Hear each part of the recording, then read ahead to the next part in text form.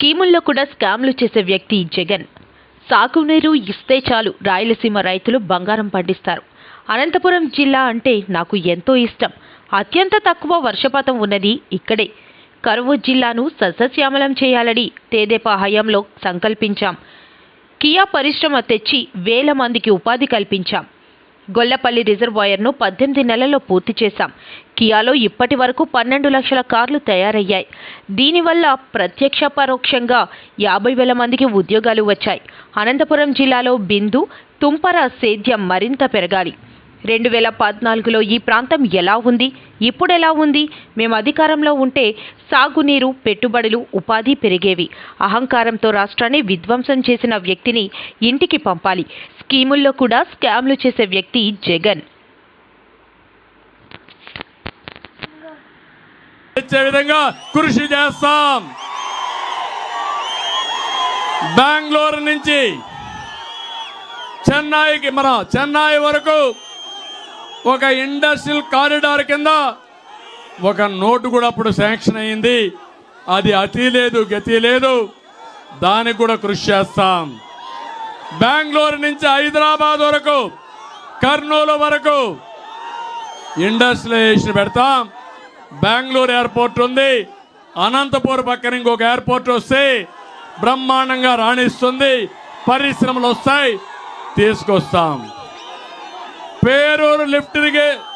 పేరూరు ప్రాజెక్టును పూర్తి చేస్తాం. జిల్లాకు నీళ్లు తీసుకొచ్చి అనంతపురం జిల్లాని సస్యశ్యామలం చేసి మీ రుణం తీర్చుకునే బాధ్యత మాది. ఇక్కడే కరెంటు బిల్లులు కూడా కట్టకుండా సత్యసాయి మంచినీటి ప్రాజెక్టు నీళ్లు కూడా ఇవ్వలేని పరిస్థితికి వచ్చింది. మళ్ళీ నీళ్లు ఇచ్చే బాధ్యత తీసుకుంటాం. ఈ ప్రాంతంలో 200 దగ్గర కొన్ని గ్రామాలకు నీళ్లు ఇవ్వాలి. వాటర్ గ్రిడ్ కూడా శాంక్షన్ చేశాం, అది కూడా ఇస్తాం. ఇప్పుడే పార్సారథి గారు చెప్పారు, గోరంట్లకు కూడా నీళ్లు ఇచ్చే బాధ్యత, సాగునీరు ఇచ్చే బాధ్యత తెలుగుదేశం పార్టీ తీసుకుంటాం. మడకసిర ఒక్క మార్కెట్ ఏర్పాటు చేస్తాం. మళ్ళీ 90% డ్రిప్ ఇరిగేషన్ ఇచ్చి అనంతపురం జిల్లాని హార్టికల్చర్ హబ్గా చేస్తామని చెప్పి కూడా నేను మీకు తెలియజేస్తున్నా. అందుకని నేను ఒకటే మిమ్మల్ని కోరుతున్నా, మిమ్మల్ని అందరినీ అనంతపురం జిల్లాలో 14కి 14 సీట్లు ఉమ్మడి జిల్లాలో గెలిపిస్తామని గట్టిగా చప్పట్లు కొట్టి చెప్పాలి. నేను ఒకటే మీకు హామీ ఇస్తున్నా,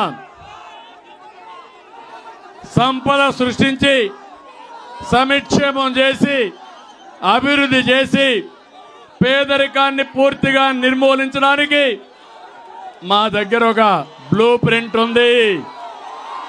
ఈ రాష్ట్రాన్ని పునర్నిర్మాణం చేస్తాం, అన్ని విధాల అభివృద్ధి చేస్తాం.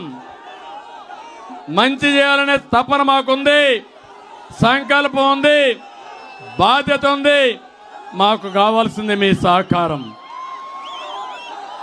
మీరు 10 అడుగులు వేయండి, మేము 100 అడుగులు వేస్తాం. మీరు ముందుకు రండి. ఈ రాష్ట్రాన్ని ప్రపంచంలోనే ఒక అగ్రస్థానంలో పెట్టే విధంగా ముందుకు తీసుకుపోయే బాధ్యత తీసుకుందాం. అందుకే అందరినీ కోరుతున్నా, మొన్నే 94 సీట్లు ప్రకటించాం. జనసేన 5 సీట్లు ప్రకటించారు. మన అభ్యర్థి వైఎస్ఆర్ కాంగ్రెస్ కూడా చేశారు. వాళ్ళ పార్టీ వాళ్ళని చూస్తే స్మగ్లర్లు, మాఫియా డాన్లు, అవినీతి పరులు వైఎస్ఆర్ పార్టీ అభ్యర్థులు, కడాన ఎర్ర చందనం దొంగలు కూడా వాళ్ళ పార్టీకి సీట్లు ఇచ్చారు. మేము ఇచ్చిన అభ్యర్థులు చూస్తే చదువుకున్న వ్యక్తులు.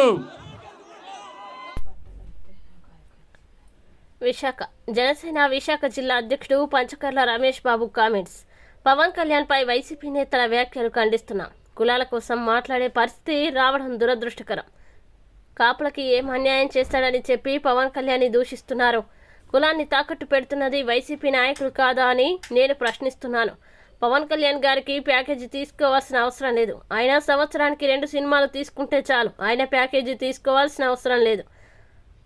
హరిరామ జోగయ్య గారు, మీ కొడుకుని కంట్రోల్ చేయలేకపోతున్నారు కానీ మీరు పవన్ కళ్యాణ్ని ప్రశ్నిస్తున్నారు. కాపు జాతిని పురిటిలోనే దెబ్బతీస్తున్నారు. పవన్ కళ్యాణ్ కులానికి ఏం చేస్తారో అన్నది ఆయన అధికారంలోకి వచ్చేంత వరకు వేచి చూడాలి. జెండా సభ తరువాత నుంచి కూడా జరుగుతున్న పరిణామాలు చూస్తూ ఉంటే రాజకీయాలు ఎంత దిగజారాయి, పార్టీలు గెలుపు కోసం ఎంత దిగజారుడు రాజకీయాలు చేస్తూ ఉన్నాయి. ఉచ్చం నీచం లేకుండా జరుగుతున్న రాజకీయ పరిణామాల మీద బాధ అనిపించి ఈరోజు మీతో ఈ ప్రెస్ మీట్లో కలవటం జరుగుతూ ఉంది. ఎంత దౌర్భాగ్యమైన రాజకీయాలు వచ్చాయి అంటే, పవన్ కళ్యాణ్ గారు ఏదన్నా బహిరంగ సభలోనో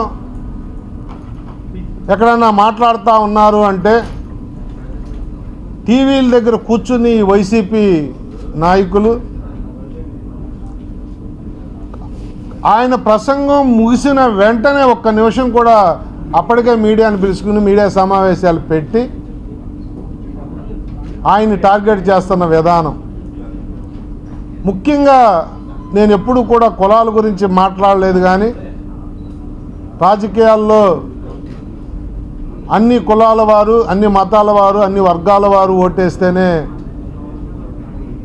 విజయం వస్తుంది అని నమ్మే వ్యక్తులు మేము.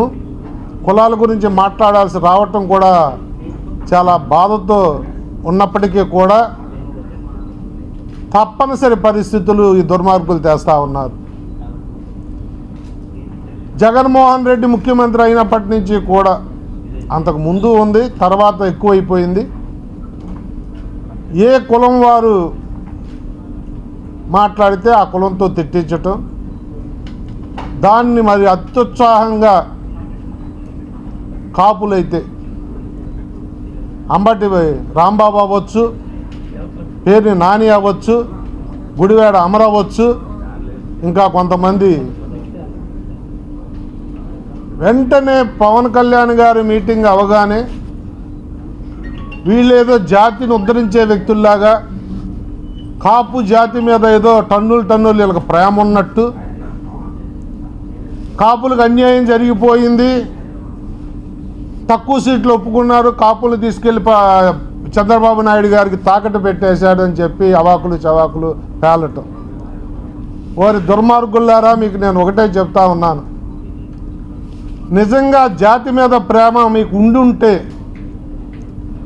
బిడ్డని కడుపులోనే చంపేసిన చందాన, పురిట్లోనే చంపేసిన చందాన మీరు విషం కక్కటం అనేది నిజంగా జాతి మీద ప్రేమ ఉంటే మానుకోండి. మీ భుజం మీద గన్నపెట్టి జగన్మోహన్ రెడ్డి కాల్పిస్తున్న విషయాన్ని వారి దద్దమల్లారా తెలుసుకోండి అని చెప్పి నేను హితవు పలుకుతా ఉన్నాను. ఏ మాట పడితే ఆ మాట ప్యాకేజీలు అంటారు, అమ్ముడైపోయారు అంటారు, తాకట్లు అంటారు. నిజంగా నీ కాపు జాతి మీద అంత ప్రేమ ఉంటే కాపు జాతిని తిట్టకూడదు. వారు అసలు ఏ అధికారంలోకి వచ్చాడని ఆయన తాకట్టు పెట్టాడు, ఏ అధికారం అనుభవించాడని చెప్పి కాపు జాతిని నాశనం చేశాడు అని పవన్ కళ్యాణ్ మీరు విమర్శిస్తున్నారని చెప్పి నేను అడుగుతా ఉన్నాను.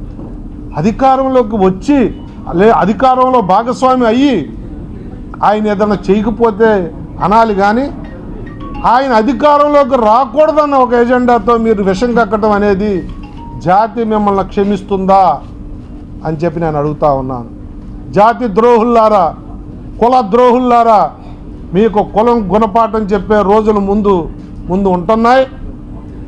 నేను ఎవరైతే పేర్లు ఉచ్చరించానో వాళ్ళెవరికి కూడా వాళ్ళ నియోజకవర్గాల్లో డిపాజిట్లు కూడా రాని పరిస్థితి. ప్యాకేజీ అంటారు, మీరు ప్యాకేజీలు తీసుకుని కదా, జగన్మోహన్ రెడ్డి వేసే ఎంగిలి మెతుకుల కోసం కక్కుర్తిపడి కాదా మీరు ఈ మాట్లాడుతూ ఉన్నది అని చెప్పి నేను అడుగుతా ఉన్నాను. అధికారం కావాలి, మీరు చేసే దందాలకు ఆయన చూసిస్తున్నట్టు వదిలేయాలి. రేపొద్దున్న మీకు మీ వారసులకు టిక్కెట్లు ఇవ్వాలి, మిమ్మల్ని మళ్ళీ నెత్తిన పెట్టుకో.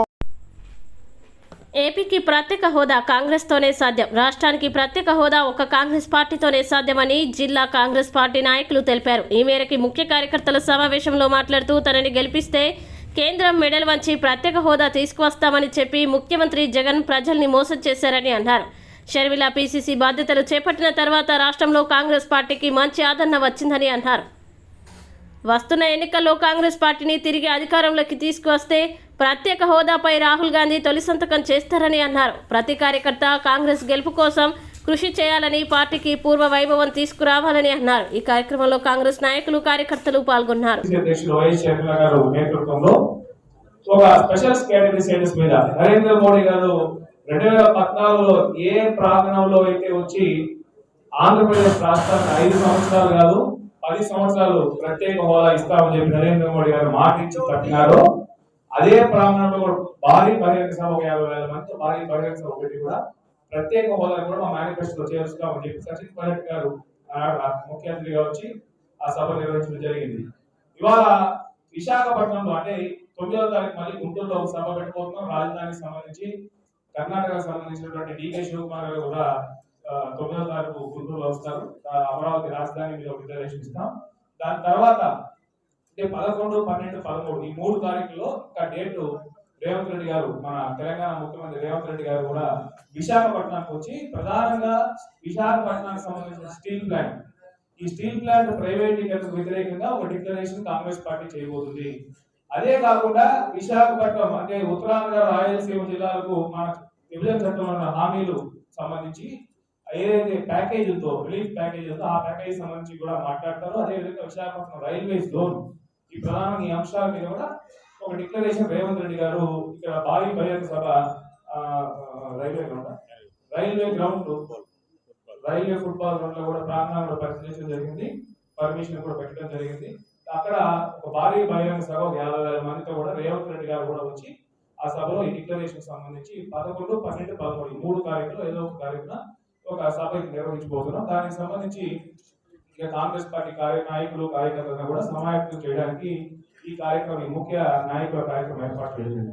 మనం చూసుకున్నట్లయితే నరేంద్ర మోడీ గారు ప్రధానంగా 2014 అధికారంలోకి వచ్చిన తర్వాత అంతకుముందు ఇందిరాగాంధీ గారి ఈ సభకు ఎందుకు అంత ప్రాధాన్యం అంటే ఇందిరాగాంధీ గారి నేతృత్వంలో ఆనాడు ఫౌండేషన్ వేసినటువంటి ఈ స్టీల్ ప్లాంట్ దాదాపు 91 పివి నరసింహారావు గారి చేతుల మీద కూడా ప్రారంభించి ఇవాళ చూస్తే 2014 వరకు కూడా లాభాల బాటలోటువంటి స్టీల్ ప్లాంట్ నరేంద్ర మోడీ గారు ప్రధాని అయిన తర్వాత పూర్తిగా నిర్వీర్యం చేయాలి.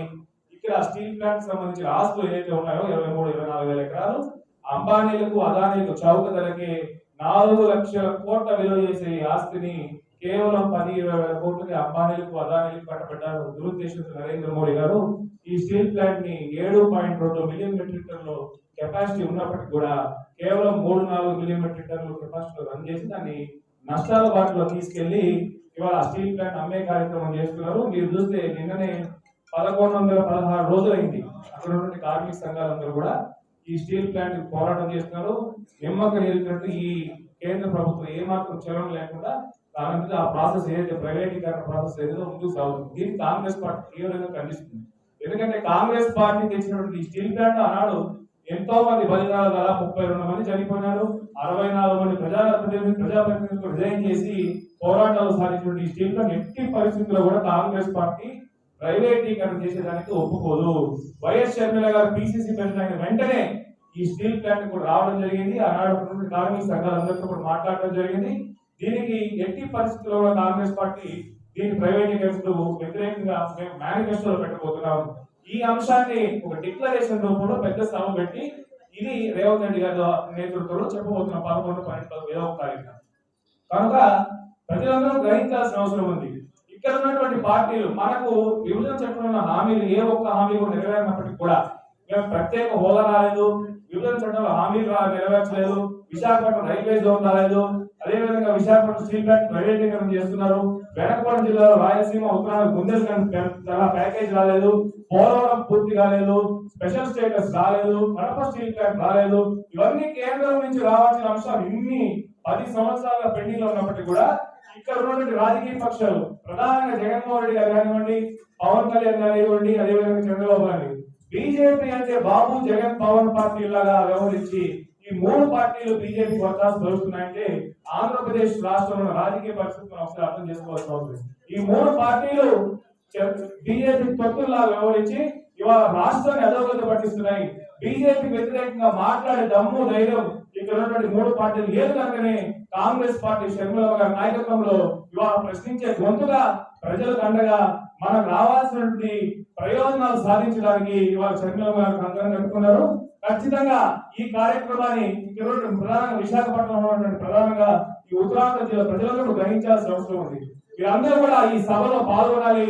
కాంగ్రెస్ పార్టీ నాయకులతో పాటు ప్రజలందరూ పాల్గొని ఈ సభను విజయవంతం చేసి ఢిల్లీకి వినిపించే విధంగా ఈ విశాఖపట్నం స్టీల్ ప్లాంట్ ఎట్టి పరిస్థితిలో ప్రైవేటీకరణ చేయకూడదనే గొంతు మనం ఈ సభ విజయవంతం అయితే ఖచ్చితంగా రానున్న మన కాంగ్రెస్ ఇండియా కూటమి అలయన్స్ కేంద్రంలో అధికారంలోకి వస్తుంది. ఖచ్చితంగా ఈ స్టీల్ ప్లాంట్ ని మళ్ళీ పూర్వ వైపు దిశగా లాభాల బాటలో పట్టించే విధంగా ఒక కార్యాచరణ కూడా, ఒక రూట్ మ్యాప్ కూడా మేమంతా కూడా ఇండియా కూటమి సభ్యులు కూడా ప్రకటిస్తామని కూడా ఈ సందర్భంగా తెలియజేసుకుంటున్నాం. 175 స్థానాలకి బీఎస్పీ పోటీ. బహుజనుల కోసమే కాన్షిరాం బీఎస్పీ స్థాపించారు. బీసీ ఆత్మీయ సభలో మాజీ డీజీపీ జె పూర్ణచంద్రరావు. విశాఖపట్నం బహుజనుల చైతన్యం కోసమే కాన్షీరాం బహుజన సమాజ పార్టీని స్థాపించారని మాజీ డీజీపీ జె పూర్ణచంద్రరావు అన్నారు. సోమవారం నగరంలోని పౌర గ్రంథాలయంలో జరిగిన బీసీ ఆత్మీయ సభ సందర్భంగా ఆయన మీడియాతో మాట్లాడుతూ బీఎస్పీ రాష్ట్ర సమన్వయకర్తగా తనని నియమించినందుకు మాయావతికి ముందుగా కృతజ్ఞతలు తెలిపారు.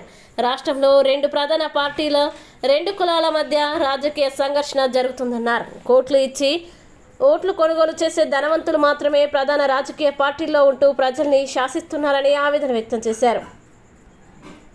రాష్ట్రంలో బహుజన్ సమాజ్ పార్టీ రాష్ట్ర కోఆర్డినేటర్గా నేను నియమితులైనందుకు, నన్ను నియమించినందుకు బెహన్జీ కుమారి మాయావతి గారికి నా ధన్యవాదాలు తెలియజేస్తున్నాను. నాతో పాటు పనిచేస్తున్నటువంటి రాష్ట్ర అధ్యక్షులు పరంజ్యోతి గారు తదితర మిత్రులందరికీ శుభాభివందనాలు. ఈరోజు ఇక్కడికి నాకు ఉత్తరాంధ్ర రావటం చాలా ఆనందం కలిగింది. ఎందుకంటే గతంలో నేను ఇక్కడ 2 జిల్లాల్లోనూ పనిచేసిన, ఇటు విశాఖపట్నం అటు శ్రీకాకుళం. ఈ జిల్లాలన్నీ కూడా వాతావరణం ఎట్లా ఉంటుందంటే ఇవన్నీ బహుజనుల జిల్లాలు. ఇవి రాష్ట్రాన్ని ఏలేటువంటి కులాలు ఏవైతే 2 ఉన్నాయో ఆ 2 కులాలకి సంబంధం లేని జిల్లాలు ఈ బహుజన్ జిల్లాలు. అయితే ఈ బహుజన్ జిల్లాలు బహుజనుల చేతిలో ఉన్నాయా, ఎవరి చేతిలో ఉన్నాయో మనం ఈ రోజున ఆలోచించాలి. ఈ రోజునున్న పరిస్థితులు ఎట్లా ఉన్నాయంటే రాష్ట్రంలో 2 కమ్యూనిటీస్ మధ్య, 2 కులాల మధ్య, 2 పార్టీల మధ్య విపరీతమైన సంఘర్షణ వాతావరణం కొనసాగుతుంది. రాజకీయ వ్యాపారం కొన్ని వేల కోట్ల రూపాయలతో సాగుతుంది. ఆంధ్రప్రదేశ్ రాజకీయాలు చాలా పనికిమాలిన రాజకీయాలుగా తయారైనాయి.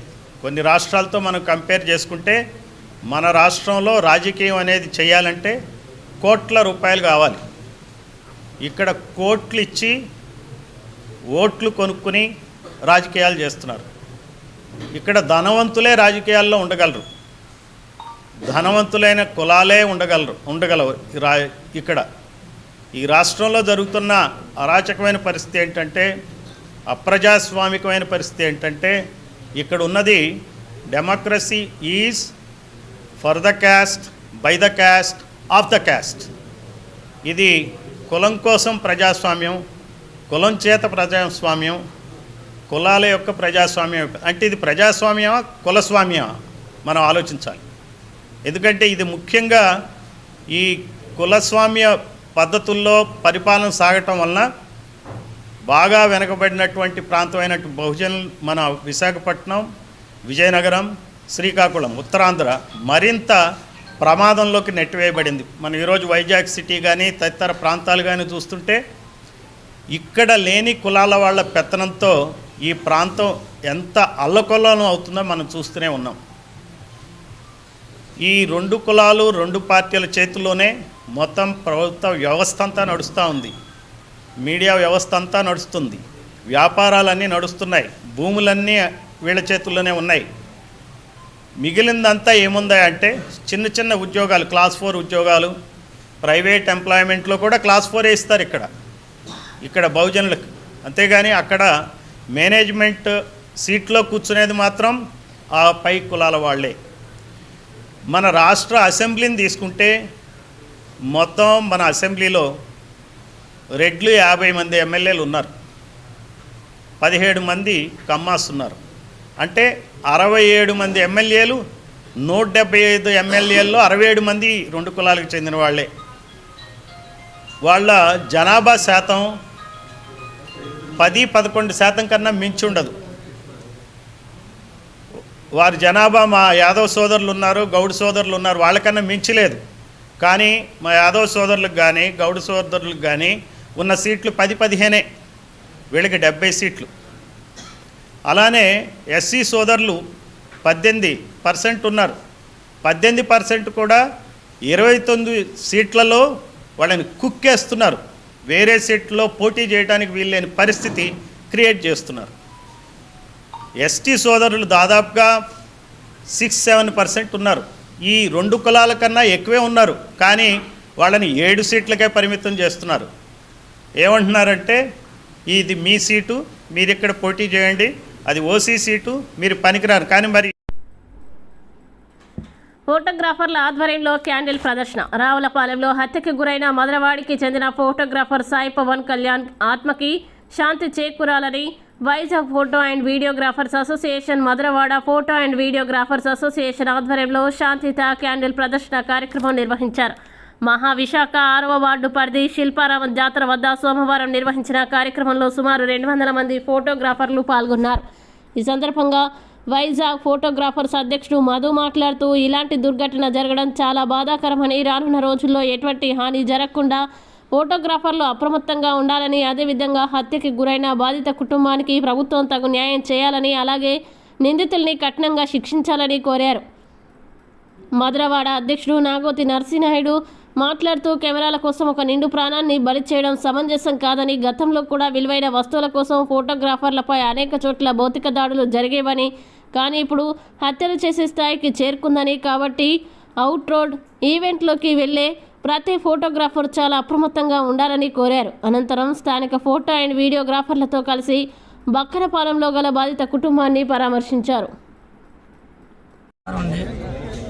గత నెల 26వ తారీఖున మధురవాడ ప్రాంతం బక్కనపాలెం ప్రాంతానికి చెందిన పోతిన సాయి కుమార్ని హత్య చేయడం జరిగిందండి. ఇది ఫోటోగ్రాఫర్ జాతికే అవమానకరం. ఎందుకంటే ప్రపంచంలోని ఎవరైనా సరే నవ్వండి అని చెప్పేది ఓన్లీ ఒక ఫోటోగ్రాఫరే. అలాంటి ఫోటోగ్రాఫర్కే ఈరోజు అన్యాయం జరిగితే పట్టించుకునే నాదుడు లేడు. అది కాకుండా ఫోటోగ్రాఫర్లు ఈరోజు మన సాయి కుమార్కి వీళ్ళందరూ వచ్చి ఐకమత్య సంఘీభావం కూడా ఆనందంగా ఉందండి. కాకపోతే ఇంకోటి, ఫోటోగ్రాఫర్లు అనేవాళ్ళు ఫేస్బుక్లు, ట్విట్టర్లు పనుల ద్వారాగా ఎవరైనా ప్రోగ్రామ్ బుక్ చేస్తే మీరు వెళ్ళే ముందు కంపల్సరీగా చెక్ చేసుకోండి. ఎందుకంటే మీకు ఒక ఫ్యామిలీ ఉంటుంది, వాళ్ళ భరోసా అనేది ఎవరికి తెలియదు. ఇప్పుడు ఈ ఉదాహరణకి ఈ సాయి కుమారే. అలాగే మా ఫోటోగ్రాఫర్కి తగిన న్యాయం చేయాలని ప్రభుత్వం తరపుని మా ఫోటోగ్రాఫర్ తరపున డిమాండ్ చేస్తున్నాం. National photographers and videographers association Visakhapatnam president మధుని మాట్లాడుతున్నాను. ఈరోజు మా కమిటీతో మధురవాడికి రావడం జరిగింది. గత నెల 26వ తారీఖు ఉదయం పోతున్న సాయి కుమార్ ఒక ఫేస్బుక్ ఫ్రెండ్కి పరిచయం అయ్యి ఆ రోజు ప్రోగ్రామ్కి రమ్మని చెప్పి రాజమండ్రి తీసుకువెళ్ళి అక్కడి నుంచి ట్యాక్సీలో రావులపాలెం నుంచి లూప్ లైన్లోకి తీసుకెళ్ళి హత్య చేయడం జరిగింది. 26వ తారీఖున తీసుకెళ్లిన వ్యక్తి 27వ తారీఖున సాయంత్రంకి ఎటువంటి ఇన్ఫర్మేషన్ లేదు వాళ్ళ ఇంట్లో వాళ్ళకి నాకు ఫోన్ చేయడం జరిగింది. నేను కొంతమంది వ్యక్తులను పెద్దలను పట్టుకొని అడ్రస్ ట్రేస్ అవుట్ చేయగా రావులపాలెం చెందిన వ్యక్తి అవతల వ్యక్తి అని తెలిసింది. సందీప్ షణ్ముఖ్ తేజ అనే వ్యక్తి రావులపాలెం చెందిన తెలిసింది. మరుసటి రోజు ఉదయం వరకు వెయిట్ చేయండి అమ్మా, లూప్ లైన్లోకి వెళ్ళారేమో మ్యారేజ్ ఫంక్షన్ కదా అని చెప్పి వాళ్ళకి చెప్పడం జరిగి మరుసటి రోజు ఉదయంకి కూడా కాళ్ళు అవ్వకపోతే వాళ్ళ ఇంటికి వెళ్ళి మీరు పోలీస్ కంప్లైంట్ ఇవ్వండి అని చెప్పి వాళ్ళ చేత పోలీస్ కంప్లైంట్ ఇప్పించాం. అయితే 2 రోజుల తర్వాత పోలీసులు అక్కడికి వెళ్ళి చూడగా ఆ అబ్బాయిని ఫోన్ ద్వారా ట్రాప్ చేసి పట్టుకొని నిలదీసి అడగ్గా చంపేశామని చెప్పారు. రావులపాలెం ఇసుకలో కప్పెట్టారు. ఇది అత్యంత దారుణం, కిరాతకం. అసలు ఇలాంటి మనుషులను భూమి మీద తిరగనీయకూడదు. పోలీసులు తగులు చర్య తీసుకొని ఆ కుటుంబానికి న్యాయం చేసి అందరినీ కూడా గతంలో ఇంకెప్పుడు భవిష్యత్తులో కూడా ఇలాంటివి జరగకుండా చూడాలని చెప్పి పోలీసుల వారిని కోరడం అవుతుంది. అలాగే మా ఫోటోగ్రాఫర్ల తరపున కూడా మేమందరం ఆ కుటుంబానికి ఎటువంటి సాయం చేయాలన్నా సరే ముందుకు వచ్చి చేస్తామని ఫోటోగ్రాఫర్ ప్రెసిడెంట్గా మాటిస్తున్నాను. Thank you.